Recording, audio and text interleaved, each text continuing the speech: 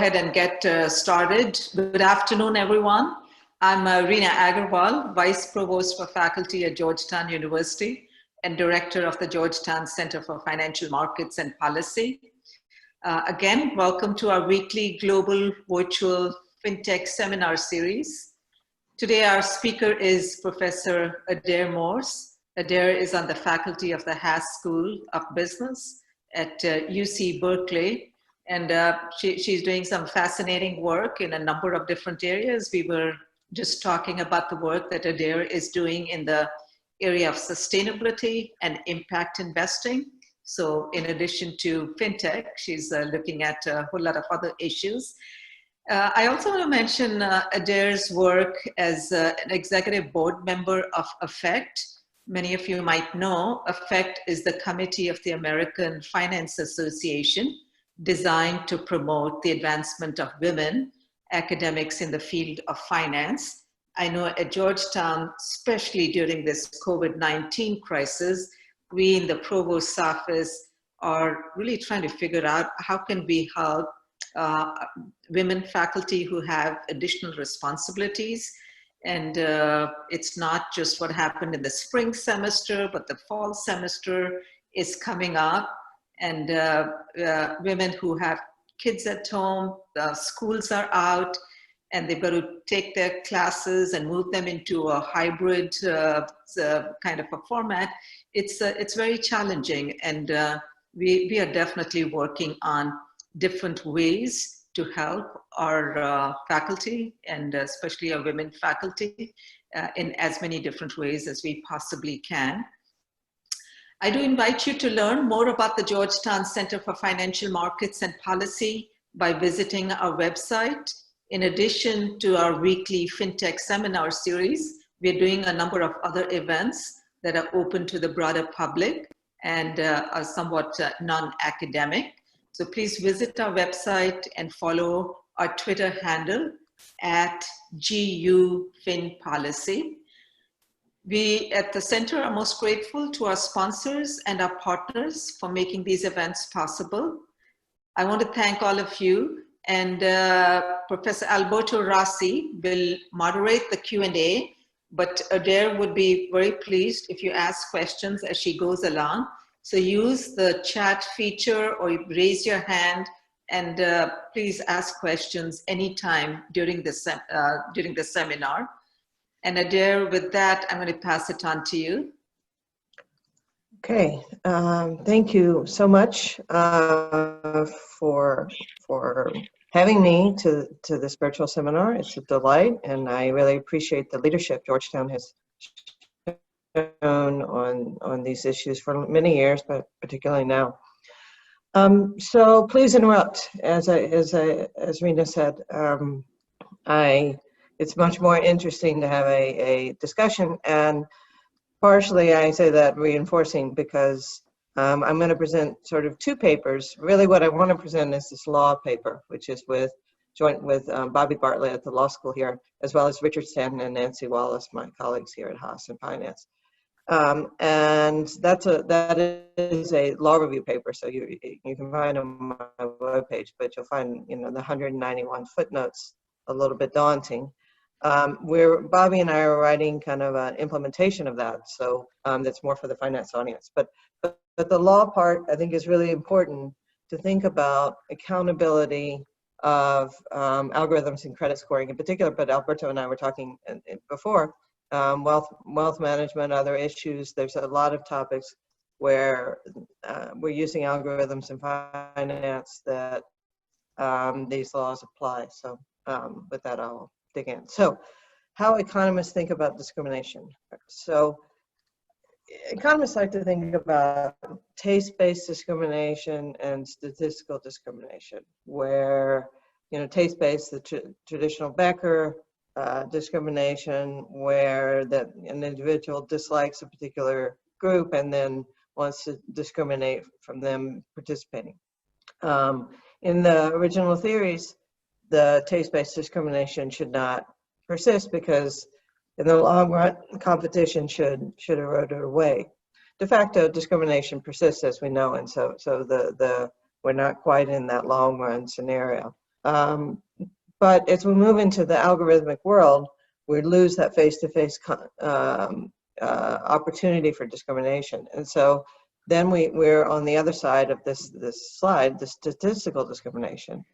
And here, the original theories, going back to Arrow and so forth, the R and Phelps, the idea is that you're using a protected category, like a race, to proxy for something that's unobservable from a group. De facto, that form of direct statistical discrimination is illegal and not the biggest concern, at least in our context in the US, but rather, although frankly I've seen the word black in some algorithms that are using to sort people. However, the main issue that we have is the indirect statistical discrimination and how you think about that. So that is the issue. The mapping of the law to the economist thinking is clear on the below. Make taste-based discrimination illegal. In any case, it's not profit maximizing, so that's that everyone's okay with that. And make sure the technology doesn't implement the direct form of the Arrow-Phelps discrimination. But the problem there is, what about this indirect statistical discrimination? And how does the law inform what we can and can't do in algorithms when we know in finance we're using hundreds of thousands of variables to credit score? And so that's where we're going. All right, so what I'm going to do is I'm going to talk about the law, and then I'm going to suggest, coming out of the law, this input accountability test, which could be implemented for testing for variables, whether they're consistent with being consistent with discrimination law. In other words, let me say that differently. If I were a lender, how can I say a particular variable is non-discriminatory? And this is a test that we hope would be empowering for lenders to be able to know that they're implementing these thousands of variables without being discriminatory, right? So we're not trying to go after the lenders per se, but rather to give them some way to feel like that they are complying with the law. If you talk to the big lenders, they're petrified of showing up in the New York Times for having discriminated when what they're doing is implementing these big algorithms. And so they want to be empowered to be able to show that they're not discriminating. And then I'm going to show you an application in credit data. Okay, so the Civil Rights Act of 1964. I'm not going to read all this, right? That Civil Act rights says, basically, and it's written for employment, basically, you cannot discriminate based on protected categories. Okay, that's fine. And not only can you discriminate, but you can't have processes that discriminate. That's what the basic realm there. But that doesn't help us with understanding how do you implement this. So what has happened is a series of Supreme Court cases, and then some of which has been codified in Congress. Okay, so the framework that has come out of the Supreme Court cases is referred to as the burden shifting framework, and I'll explain what that means in a second. And this case law originally came out of this Griggs versus Duke Power case, and then it was codified in the Civil Rights Act in 1991, and then there's some other case laws that we'll mention going forward. Before I get into that, all of this stuff is written in terms of employment, not in terms of credit. However, the Equal Credit Opportunity Act and the Fair Housing Act have adopted this framework for credit. So everything that was written in terms of employment also applies to credit. Okay, so here is the most important thing I'm going to say, and it's just a simple slide. So the burden shifting framework goes like this. Let's say a plaintiff wants to bring a case of discrimination to the court. The burden is on the plaintiff to first identify a practice where there's statistical disparities between members of a protected group and an unprotected group. So somehow there has to be that, one group is treated differently than another. There's evidence of that. Okay, once you find evidence, the plaintiff convinces the court of that, then the burden shifts to the defendant, the lender. Okay, and so you see here the original burden shifter was written in jobs related for the position. So I'm gonna go to the next slide where the language changes to creditworthiness. So the defendant must demonstrate that the practice is the practice, the objective of the practice was in terms of credit, to understand creditworthiness for the loan in question and consistent with business necessity. So that business necessity thing is the key phrase that is used over and over and over again, that the practice is, there's two parts here that's really important. One is about creditworthiness. Notice I didn't say profits, right? There's no profit line in this. In fact, the court's been very explicit that in loans it's creditworthiness, and that this is the business necessity need. So understand what we're saying now. Let's say a lender is using a variable. In a paper that Nancy, Richard, Bobby, and I wrote it, we talk about the name of your high school. The name of your high school is a variable that may pick up hidden wealth, for example. And so, the idea of using a variable is that it is a business necessity to get a creditworthiness. Okay, so then if the lender is convinced, it convinces the court of that, then the burden shifts back to the plaintiff, to say, well, okay, maybe that was the case, but there's another method you could have used that was less discriminatory. All right, now I'm going to contrast what I just said, and I hope I was reasonably clear on that. Do I have any questions? No? Okay. So I'm going to contrast that with what lenders say they do. Okay, so lenders, let's say you have a platform lender that has thousands of variables, and that could be a big bank. It doesn't have to be a standalone platform, because the banks are doing the same thing as the platforms themselves. And they're going to use machine learning to do credit scoring, and they don't want to discriminate. So they ask their lawyers, how can we avoid discrimination? And what the lawyers are telling them is, to avoid discrimination, what you need to do is implement the least discriminatory approach. Okay, so I'm going to define what that is. So let's say they define the target. The target, the target is a machine learning term. And for lending, the courts have been very explicit, the target is creditworthiness. Okay, so we have some sort of measure of default, and they want to do a predictive model of default, right? That's the standard thing. And they're going to throw these thousands of variables in.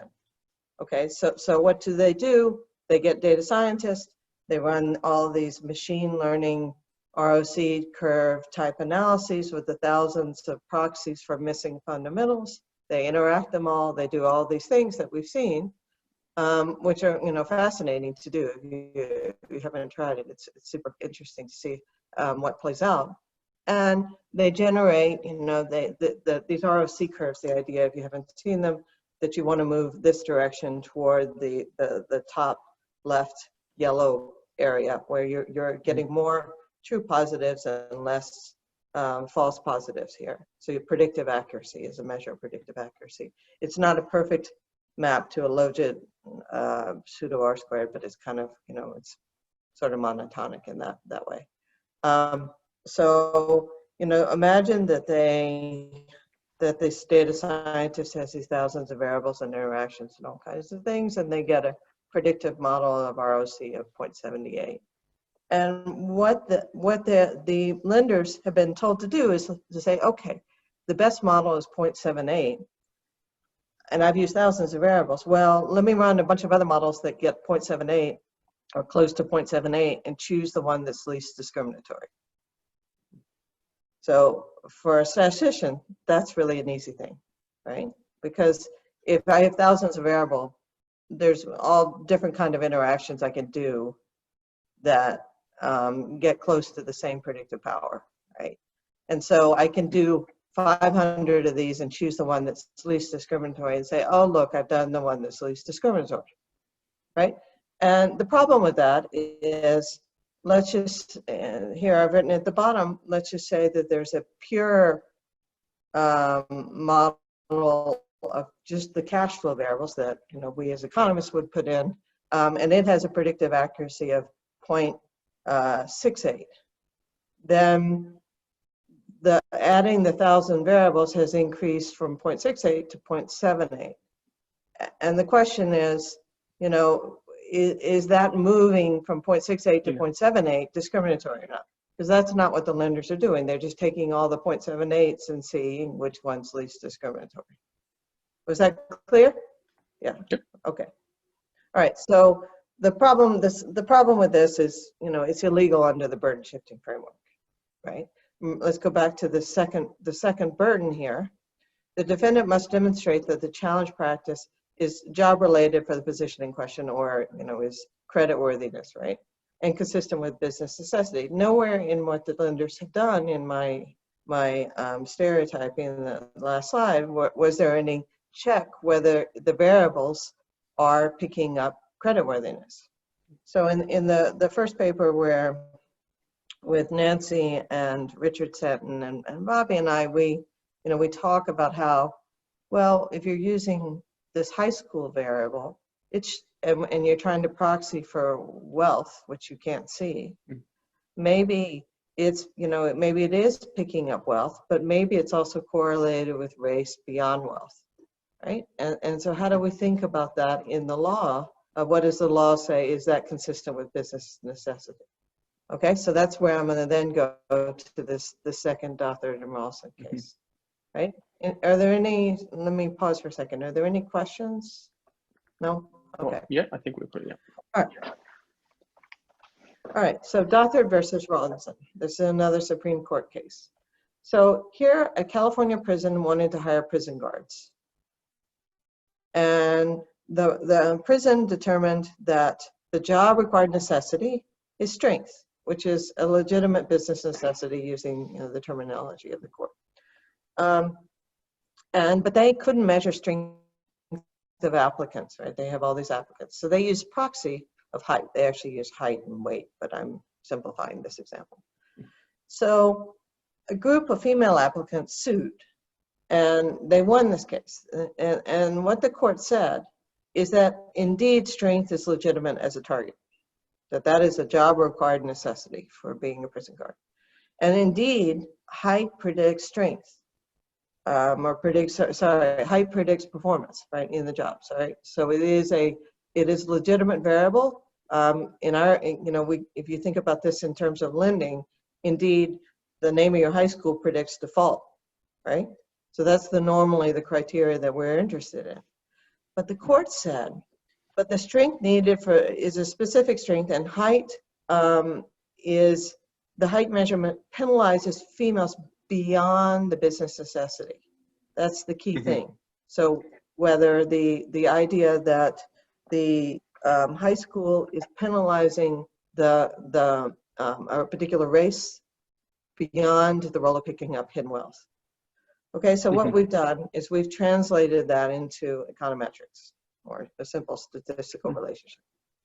So we call this the input accountability test. So the idea here is we take height and we decompose it into two pieces: the part related to strength and a residual. And then we test whether this residual is further correlated with the protected category.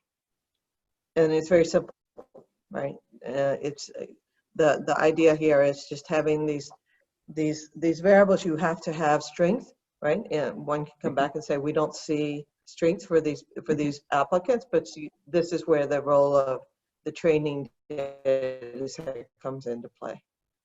So sorry, Adair, so once you do this decomposition. So yeah, sorry, Adair, just a question. But so is this something? So because one thing that I'm thinking about this test is that in a univariate sense, obviously makes sense. But suppose that I think that I want to have strength and another covariate. So like, do you do in a univariate sense this kind of test, or do you also have additional controls or something? Because then that opens kind of a problem, right? Yeah, exactly. So let me phrase it in terms of the creditworthiness context that we're perhaps more used to. So let's take my high school variable, right? The name of my high school, and you know that is a dummy variable, but it could be something else, right?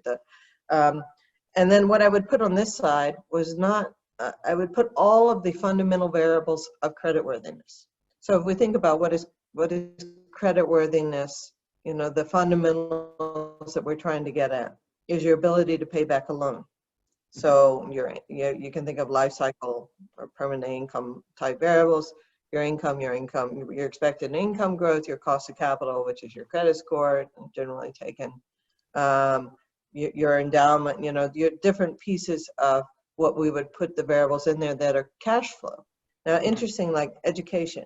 Education, you would think predicts income growth, but education itself is not a cash flow variable, and so that is also a proxy for something else.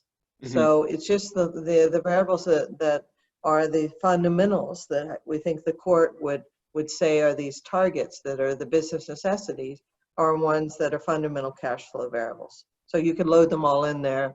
You can do interactions and you know, different ways to implement them structurally. You can get more complicated. We're sticking here, you know, with very simple, trying to get the conversation going in a simple linear setup. But likewise, you can do interactions on this side by just looking at the bases of interactions and testing different ways. Okay, great. Okay, so this is the input accountability test that we are positing that's consistent with the case law coming out of the Supreme Court from the laws on discrimination. And this is not at all what the people issuing credit are doing, right? It's not even close to what people are doing. So, you know, there's some challenges with what I just said. There's a nice, this is also a legal paper, Kleinberg, Ludwig, Monath, and Sunstein paper about talking about the importance of training data sets to be able to understand discrimination and to be able to understand the use of variables. So that is also a discrimination paper that's very important in this realm. There's also that I should have said that falling under the IAT how this could be a problem. Sometimes you don't see default, right? If you're looking at applications, you don't have default. So the training data sets being ones that you can look back on the historical data to estimate, right? That's what we do. There's also a harder problem in our context is maybe measurement error. Default is not just an artifact of creditworthiness because it does have behavioral context in it, right? For example, I'm going to give another example in the next slide on how measurement error in the target can be a problem. And then standard errors as long as your data sets go large. Let me go back a slide. When you regress the second thing, the residual on gender, you know, as you get into the millions of observations, this beta 1 is always significant, right? Even if, right, the p-value problem. So I'm going to talk about that in a minute.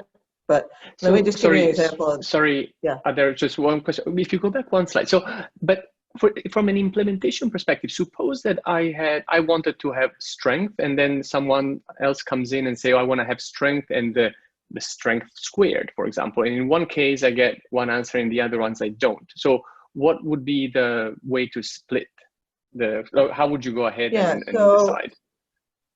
Yeah, so let's say that, let me just rephrase. So let's say that one lender or employer says, no, strength is not actually our variable that we want to use for the sorting, it's strength squared. And so I'm interpreting this directly, strength squared is an entirely different thing. It's about having, you know, extreme power. right? Rather than you know, or you can think of it, actually in this context, it's probably more like LN strength, right? The log of strength. You don't need extreme power, but you need consistent power to be a prison guard, right? And it may be that strength itself fails this test, but log of strength is okay because women may have consistent power but not have extreme power relative to men on average, right? And so interpreting literally, that would be fine in the IAT, right? As long as the scoring mechanism for hiring this prison guard was using that implementation. So we're not trying to make it impossible for people to use scoring. You know, we're big on scoring is powerful, but to do scoring in a responsible way, so we know we're not statistically discriminating against groups, right? Okay, so let me tell you this example because it's really kind of interesting. Sorry to interrupt you, so Adair. Sorry, yeah. sorry to interrupt. So I have a question from Brian Wolf. He's saying, if I understand correctly, to test the AIT, the econometrician needs information on the protected group, gender, race, etc. Do lenders, employers, underwriters usually have access to all this information? So that's correct. That's a great question. So the answer to that is no, right? Unless you're applying for a mortgage, you don't see race. But you still need to be able to say the variables you're using for your car loan lending algorithm is uncorrelated, you know, it passes this test. So that in the car loan context, actually, I was just looking at a nice paper by Alex Butler and some co-authors on how they've matched the car loans through credit histories to HMDA to get to the race, right? So does that solve the problem that because I've come up with this paper? No. The lenders would need to be able to get a sample, this training data set, then show that their variables are okay in the training data set that pass the IAT in the training data set, and then they can use the variables in the applications going forward without ever seeing race. So that would be the idea. It's the importance of this training data set, which is why this is key on this slide by this Sindel et al. It's quite of a powerful group of co-authors here. Paper about really, you know, the importance of finding training data sets to test these things. That was very important. Just another question along the same lines. So a lot of times this data is self-reported and it's optional. So how do employers deal with that? I mean, think about higher ed, right? A lot of this data is self-reported and it's very incomplete. So that is going to be some error in the target variable as I've got here on the slide. There's going to be errors in it, and that is surely a problem. Which my next slide is going to give one example of that problem, but I don't have great solution for that, right? I know there's problems in being able to do it perfectly. I know there's problems in biases, and there's problems in only seeing for default for existing loans, and the fact that the rejected loans are not in the data set, right? There's lots of levels of problems. What our objective here in coming up with the simple IAT is to start the conversation away from the last step once you've already used these 1,000 variables, and to focus on the inputs themselves. Right? Yeah. That's the main objective, and it's a great question, and I sadly I don't have a perfect answer, but I think it's fairly easy now to get training data sets, right? I mean, one can buy social security numbers on the web, sadly. And so, you know, it's much easier now to be able to isolate these things, even on protected categories. Can you elaborate a little more on United Health? Yeah, yes. Let me go through. Let me do this slide because it's a super interesting example. So this is a science article. And what happened is that United Health is an insurer, and the insurer works closely with the hospitals. And so United constructed an algorithm to inform hospitals about the patient's sickness level so as to allocate resources to the sickest patients, how many times the nurses had to come by, which tests they should be doing, this sort of thing, to make it easier for the hospital logistics. The problem is, what United Health used for their training data set, for their, to gauge the sickness, was historical expense data rather than the actual level of sickness of a particular patient, right? So they used expenses that they've spent on past patients as a measure of how sick that patient was. The sad reality is, though, is that African American patients historically spend less for the same illness and the same level of illness. So the result was that the algorithm caused African Americans to receive substandard care in the hospitals as compared to the white patients because of this algorithm.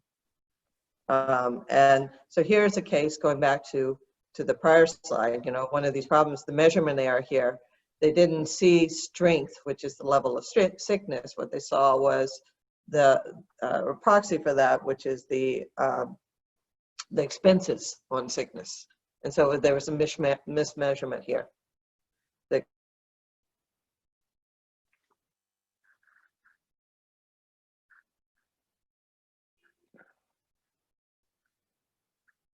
Adair, are you there? I think we may have lost you.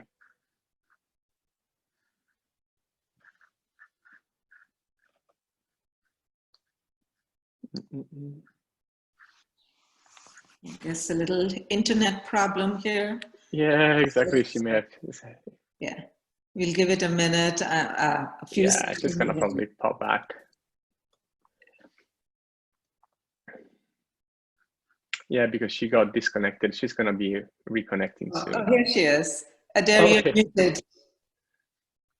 Oh, let me unmute you. Non-Wi-Fi good zones. Oh yeah, perfect. I think now you're back, but I think you need to reshare your screen. Reshare my screen. Okay. Yeah. Perfect. Okay. Sorry about that. No problem. Okay. Did I don't know when I think you did I finish? you cut off when you basically were saying that the measurement here was the crucial thing, in the sense that they were kind of measuring in expense instead of how much the disease was expensive to treat, but not like the degree of sickness of the person. Okay. So then that ends the talking about this. I'll talk about the standard errors and when I show you the finance implementation. One last thought before I do that. Let me go to so the economists have chimed in on fixes to algorithms causing bias, and there's more papers than this. But the idea here is, why can't we just use statistics to fix the scoring problem causing any biases? So why can't we debias using statistics? Well, there's two answers to that. Why it's not that method, which sounds fine statistically, doesn't work here. The first is, that's a average concept, right? Statistics are an average, right? And the law is about individuals. So the law is not okay with you fixing on average, but you're imposing that on, if someone becomes discriminated against because of an algorithm, the fact that you fixed it on average is still not okay, right? You're still liable in the court for that person having been discriminated against. So that's the first. The second is, there's case law on this. So the Ricci versus De Stefano, there was a New Haven firefighters that wanted to, they did this test, and it was a similar thing as the prison, where they're doing a wanting to figure out who's qualified to be a firefighter, and it turns out the test that they implemented was biased against a racial group, and so then they decided to toss that test because the results caused disparate impact, and a group of white and Hispanic firefighters sued, alleging that the city's discarding of the result constituted race-based disparate treatment.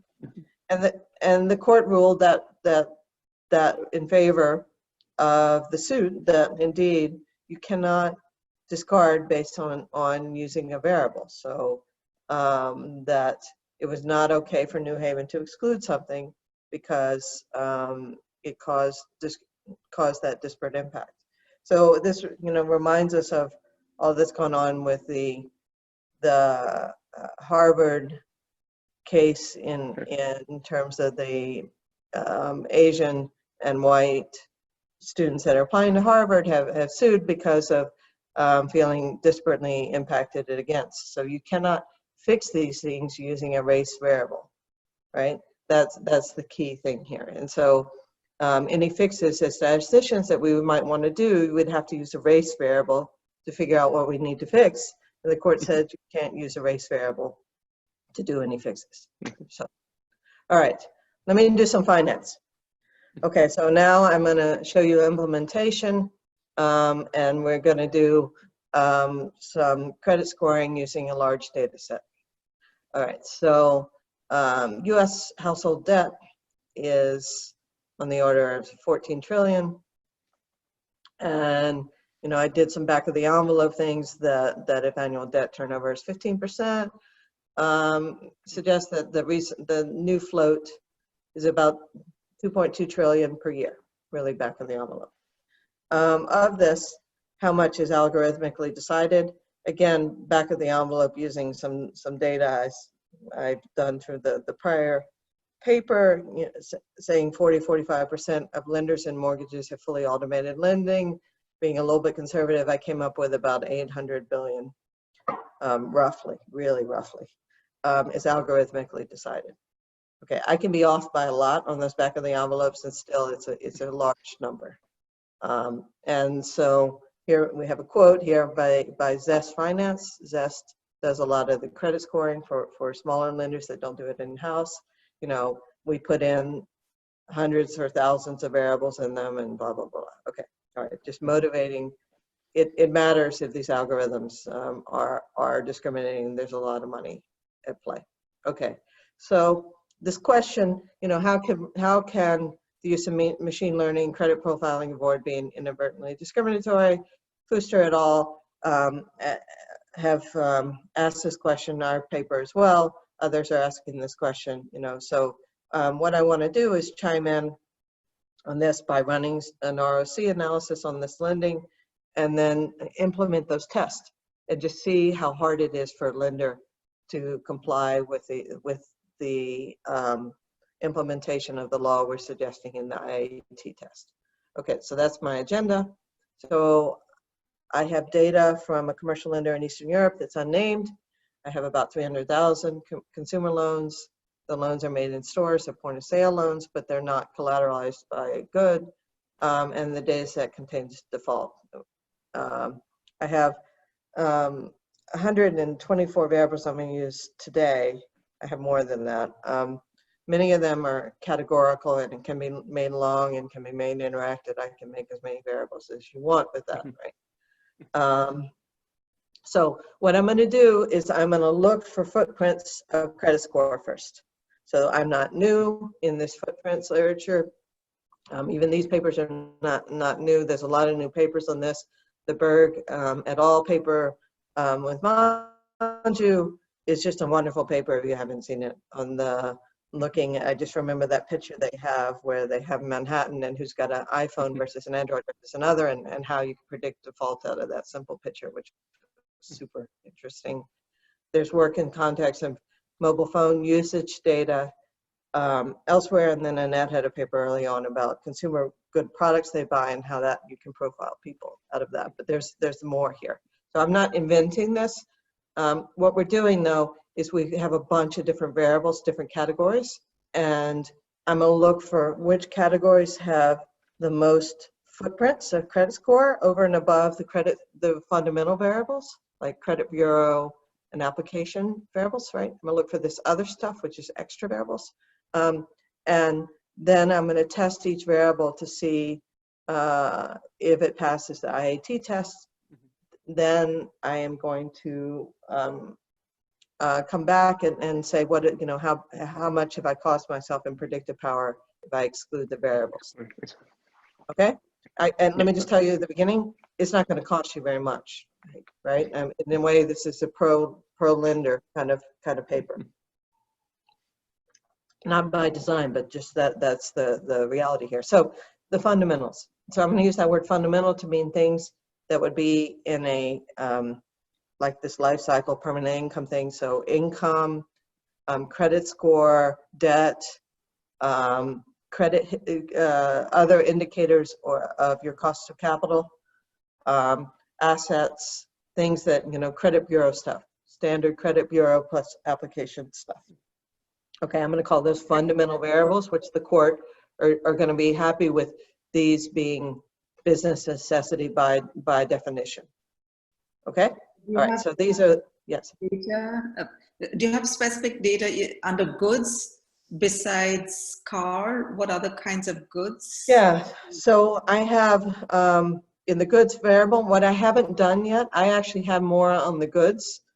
I haven't broken it down into just, this is early, I don't have this paper written up yet, but I have not broken it down into what the goods categories they are, but I do have that, I just haven't used it yet.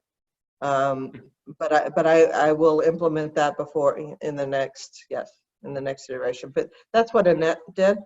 Annette's paper is not published, but for no particular reason, it's a good paper. But she takes the goods of people that were buying in a store in Mexico and sees whether you can profile the behavior.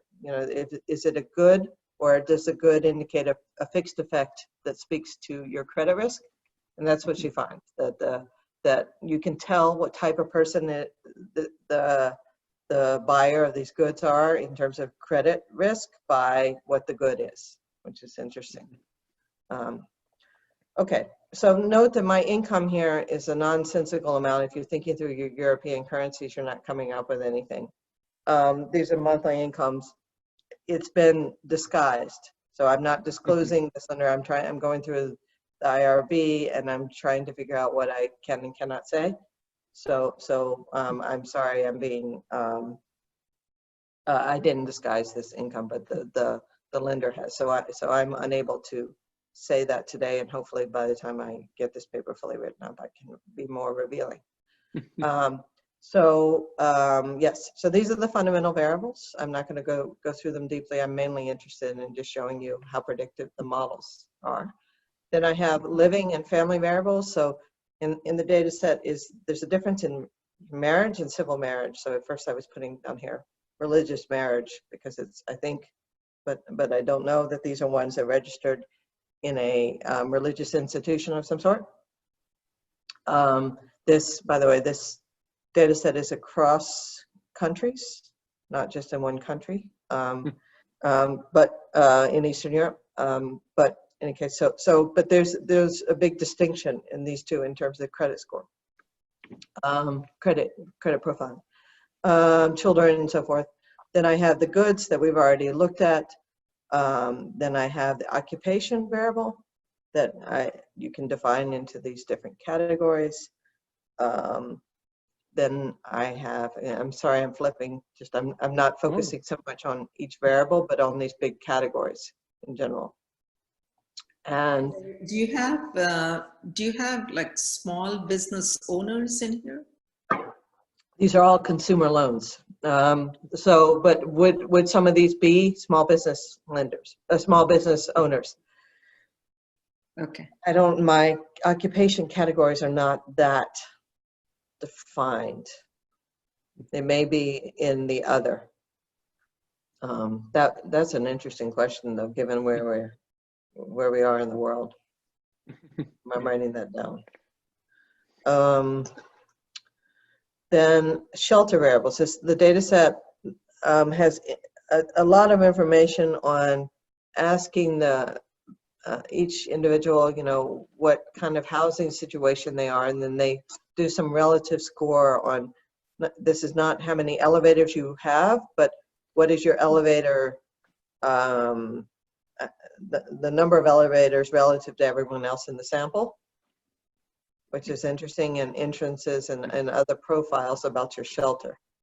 Then Then I have some soft application variables. So the number of documents you submitted, the number of contacts you have, your social network, how many defaulters there are in your social network. There's some other paper about Facebook friends defaulting and how that predicts your default.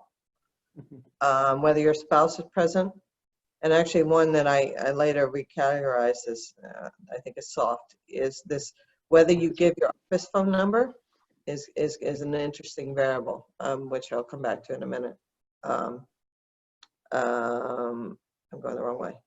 Then finally, the prior credit proprietary variable is the previous good LTVs and previous applications, and these sort of variables are more proprietary to the lender. Okay, so what I'm going to do is I'm going to run this simple ROC stuff, which is just running a logit on fundamentals plus all these variables. I should say I implemented these, you know, I was debating whether to do a full machine learning and let it just do all the interactions, and I ended up not doing that, but doing sort of a quasi in between a guided machine learning where I let the data speak some, but guided it with some economics. Just I probably should let it fully go, but I'm trying to, you know, the name of the game usually what the lender does is they take all those variables I just said and they just let the machine interact and do anything they want with them, right? I couldn't quite stomach doing that. Just I wanted some economics to be able to present when I'm doing the test. And so I did sort of a quasi thing of doing some lassos and trying to optimize the number of variables and so forth. Okay, so how did I do? This is just the default is a function of the fundamental variables. I haven't put them all here, but you know, income, credit, you know, the ratios that we normally see, the credit score. There's a series more than one credit score, so I took the max and the min, your assets, this sort of stuff. There's prior balances in this estimation too. I just didn't show it here on this slide. So my pseudo R squared is 0.087. You can just say whether that's good or bad. You know, in logits, it's hard to get much R squared. It's not great though. My area is 0.72. Okay, so that is my baseline. Now what I've done here, I'm not showing you any variables, but I add, that's this regression. I add in all these sets of variables that I just showed you with the fundamentals, and then I put them all in together. I'm seeing where I can get more, this is that footprints thing. I'm seeing where I can get more footprints of credit score, where I can increase my pseudo R squared or area under the ROC curve. And so you can see in pseudo R squared language, I go from 0.08 to 0.108. Is it improvement? Yeah. Is it a great improvement? You know, it's some improvement that the lenders would put some value on. I need to have another line down here. I haven't done it in terms of what's how many, how increase, you know, the predictive accuracy, what the percentage of correctly predicting default and what that means for dollars, right? Or some money in it, right? So I need to do that, and that's in the to-do list to see whether this is meaningful.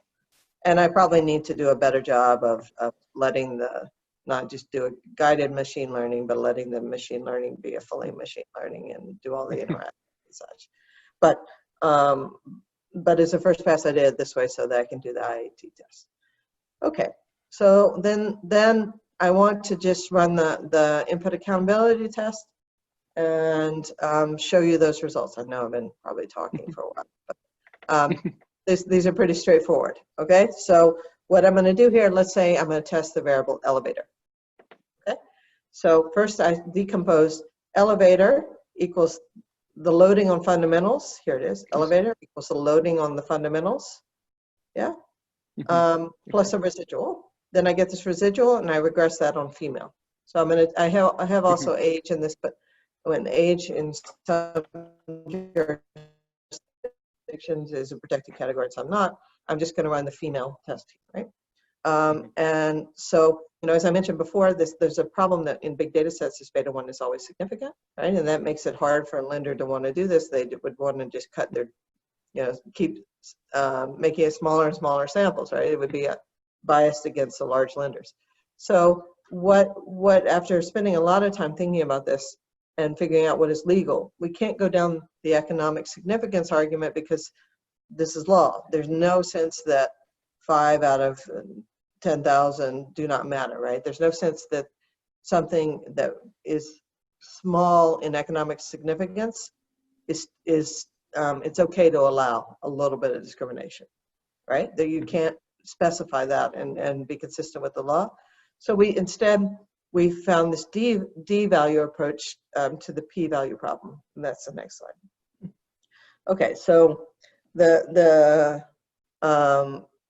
paper here, which has been talked about quite a bit, is called the P-value you can't buy, and the idea is to keep buying bigger and bigger data sets, and then you can get the P-value you want sometimes, right? That's the idea here. And the basic idea is that rather than doing a comparison of group means, the idea is to compare a randomly chose single female to a randomly chose single male. And so where P-value, you take a coefficient and you divide it by, under normality, you're putting in the PDF here, divided by the standard error, right? Standard error, yeah. That's the standard thing we do, right? We take the coefficient divided by the standard error. The D value takes the coefficient and divides it by the standard deviation. So you take out that, right? Square root of n from the denominator, and that becomes as if you're just comparing one female and one male. So is this something entirely new? Not really. It's the foundation from the Wilcoxon-Mann-Whitney test that we've used for medians test. When you pull one from each, when you're comparing two groups, and what's if you're just doing medians comparison tests that we sometimes do in our summer stats. And actually the D actually stands for discrimination because it's the same as the area under the ROC curve used as early as 1975 by Bamber. So it's not something we're familiar with in finance, but maybe we should be. In any case, it's an appealing way to deal with the fact that it's a lot more stringent. Let me be honest, it's a lot more stringent, but without doing some of these other corrections, the Bonferroni or the economic magnitude ones, to deal with this P-value problem that, of course, we're all very familiar with. Okay, so let me just show you the results, and then that's pretty much where I am. So here I'm implementing the IAT test. So what I've done is I've got this residual. So let me go back 2 slides real quick. So I run elevators on all this stuff, and I got residual. Then I'm running residual on female. Okay, so here. Down here is my regression where female is here, and these are the B1s. Now, what is this up here? I'm interested in whether you're discriminating against women in this setup. Does that mean that you can discriminate against men? Yes. So the law doesn't specify men versus women, or doesn't specify whites versus Latinx or blacks or anyone else. The implementation has mainly been on the minority, right, or on women, right? And so my test is set up as a one-sided test, which is what all this top is showing which I'm worried about a negative in this, and I'll explain that in a second. So I'm going to interpret this as one-sided, but one need not, and that is the Harvard case that we're all familiar with the affirmative action kind of movements. And so, but I'm gonna focus only on discrimination against women. Okay, I've got this non-civil marriage, right, which I think of as like a church or mosque marriage or something like that, right? And why I've got it yellowed. So let me show you these boxes so that we can interpret here. So what the first line is the coefficient from the logit. So what this negative sign means is that having a non-civil marriage lowers the default risk. Okay. So if you're married and you were married in a church or mosque or another religious institution, then your default risk is lower, which means the scoring of this variable are going to reward those, right? If I'm doing credit scoring model, it's going to reward those. All right. So, but the residual here means that women are less likely to be in this category after orthogonalizing to all those fundamentals. That means that the use of this variable penalizes against women. Is it significant in the D value? The D value is you're looking for a deviation of 1% around 50%.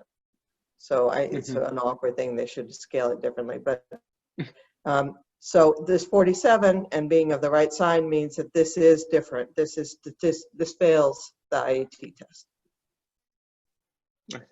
Okay? Right, but the other variables, note the other variables in this particular one, all of them pass. Yeah. So widow, even the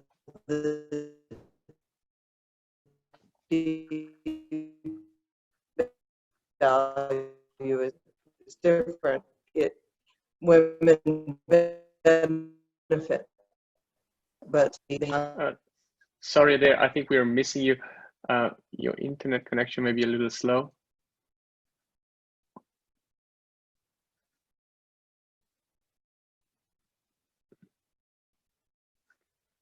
Yeah, I think we're going to reconnect about in 30 seconds.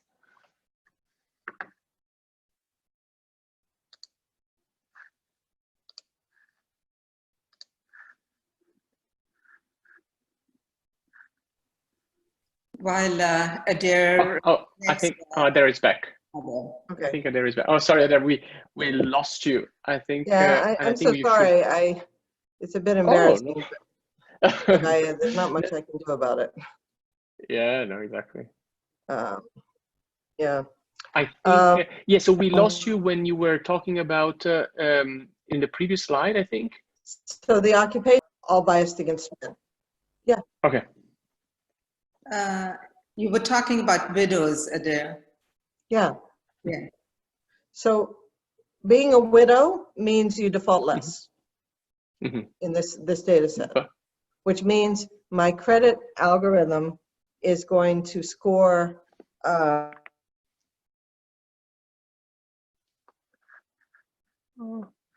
again. Yeah. So, I was wondering, is there an intersection of these variables? So, for example, widow and age. Yeah, no, exactly. I think that's I mean, in principle, you have that.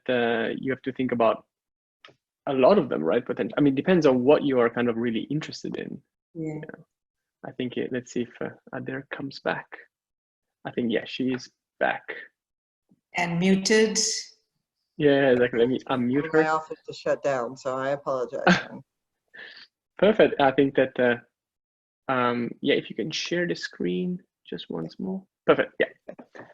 Adair, I was just asking, what about the intersection of these variables? So, non-civil marriage and children, widow, Yes. something else. So you could run that category, and maybe I should run that category, right? You just run the interaction, right? And so I should, in fact, I should, I'm writing that down. Because that is, this is the whole thing, that these things are probably predictive. Having, yeah, exactly.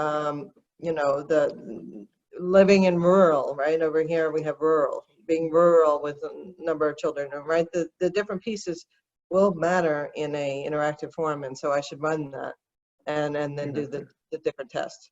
I was just trying to keep it simple for conveying. Yeah. Okay, let me just go through quickly. I don't want to belabor. So the occupation variables are also very predictive at default, but at least some of these, the low skilled workers, but they're biased against men, not against women. And so in my being only looking at the one-sided test against women, they do not fail, right? This gives phone. If you give your office phone, it indicates something about your being comfortable with your job or whatever it might be. So it predicts lower default. You get a good scoring on gives phone. Women are less likely to want to give their phone number, perhaps some social norm around that. And so this does not pass the IAT, right? Notice that I've only had two. This one building one is not really significant, but I it's close, and so I just highlighted it. But the shelter variables are not discriminatory, really. The elevators, despite my using that, is not discriminatory. And I'm just kind of zooming through these just because it's, I think you have the idea here. The previous good LTV does discriminate against women. If you had a previous good that you got a loan for and had a high LTV, which women are more likely to do, then you have a higher default risk. Okay, so social network defaulters, of course, matters a lot in terms of credit scoring, and only marginally women are there, but this is an interesting variable in general. Okay, so there were only 3 out of the 37 that I ran in the simple first pass, and when I took those 3, how much ROC or how much pseudo R squared sacrifice, I should really do this in dollars, and so I have more work to do. So, I implemented here's my ROC curve, and my ROC curve went down trivially from 0.7434 to 0.7409. My pseudo R squared, these are small differences. I should put that in dollars, but you can see it's small. So the point here being, it wasn't really very costly for this particular lender to comply with the IAT, and now they've been able to assert that they are, that they have done these discrimination tests that are consistent with the law, at least in the U.S. Here's that regression. So I'm coming to the end, which is probably good since I keep flipping off here. Sorry, there. I just have a question. But do you think that this kind of argument can be used by lenders by saying that, well, I was not making that much money out of discrimination, so I should not be penalized, or I should not be fined that much? No, I mean, if someone gets hurt, they should be penalized. No, exactly. I totally agree. Right, but it's the other way around. What I'm arguing is it's not that hard for someone to run these tests, and I wasn't sure what I would find. If I use p-values, I know what I would find, because the bigger the data set, the more variables you're going to reject. But once I figured out that this d-value is more appropriate for the setting, I wasn't sure, and frankly, I think it's a very lender-friendly, like, here's something to do. I see a hand raised. Sorry. Yeah, we have a question from Francesco da Junto. Let me unmute him. Go ahead, Francesco. What's a second? Ask to unmute. Oh, I don't think I can unmute him. You may speak, Francesco. Go ahead. Thank you so much, Adair. I mean, that's super interesting. And just wanted to ask you one kind of big picture question going back to the law side. So it seems like normally we think about how to use these instruments to then get into some kind of decision by court that would create some precedent in common law, like in the US. Now, in this case, it seems like the nature of the test per se is actually very, very kind of case specific, because we could have that some of these variables do predict defaults, or some of these variables could be based on the IAT test indicating discrimination in one setting for one lender, but not probably for the other. So it's really very kind of data specific. So how should we think about that? Because I mean, normally, at least, I mean, as a person who's not clearly doing law, I would think about the decision of the court on one case, often sort of creating a precedent in the sense of saying, well, from now onwards, probably nobody else wants to use that specific variable anymore, because otherwise the court will say you are discriminating, even if maybe given their pool of creditors or their specific setting, that very variable would not be discriminating in their case. That's an interesting. My first reaction is our initial design was to empower lenders in their dealing with regulators rather than the courts. Although I think the test is totally valid for court as well. But lenders are looking, and the regulators, we've talked to all the regulators after the first paper in DC and elsewhere, are looking for a way to implement ways that self-reporting like banks do for their value at risk kind of models, how banks could come forward with information to say our algorithms are consistent with discrimination law. Now, what you said though is totally valid. One lender tests this variable and it's okay in their data, and one test is not okay in their data. And how do we deal with that, and how do we go forward? I had never thought about it, to be honest. I think that, as you said, that would have to play out in precedent of where the court views the weight of evidence in the different tests. But at least, at a minimum, giving a way for lenders to start thinking about their inputs rather than just doing these output corrections, which are illegal de facto. That's kind of what our hope was. And as I keep saying, it's an oversimplified way we set this up as a linear simple test.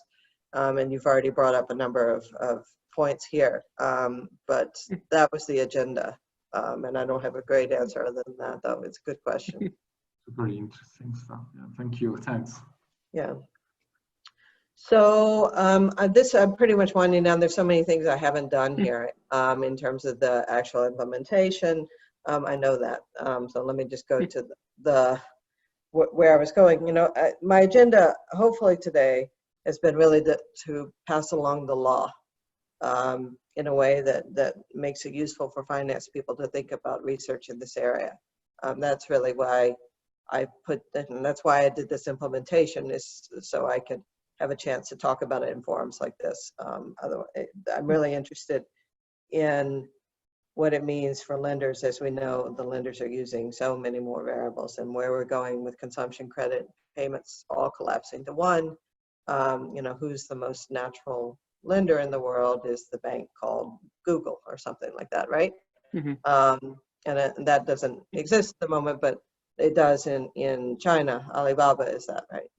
And so how do we think about data, and how do we think about the policy debate, and how not just against lenders, right, but empowering them, the ones that want to be doing the right thing on this front, how can they feel like they can invest in the hardware that they're actually investing in to do this, and the human capital. So that's my first thing is the finance research and understanding the law. And I wanted to debunk the literature about that, AI poses no danger because it removes discretion. Anyway, you could correct it ex post. That's just not consistent with the law. And so hopefully I've accomplished a little bit of that and provided this test, and I showed you some initial application things that I need to work on some more.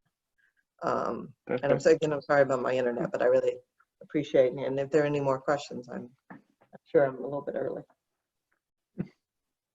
Perfect. Thank you so much. Let me take a moment to thank Adair for the awesome and super interesting presentation. And yeah, I think we are out of time.